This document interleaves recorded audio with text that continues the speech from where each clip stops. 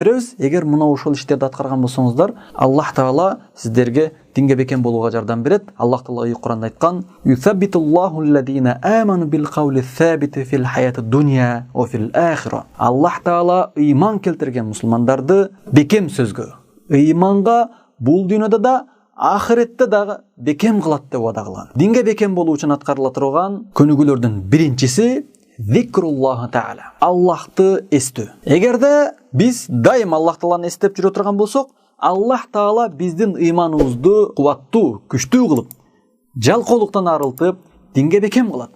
Аллах Таала Кур'анда айткан Бакара сүрөсүндө: "Фазкуруни азкурукум." Мени эстегиле, мен силерди эстеймин деген.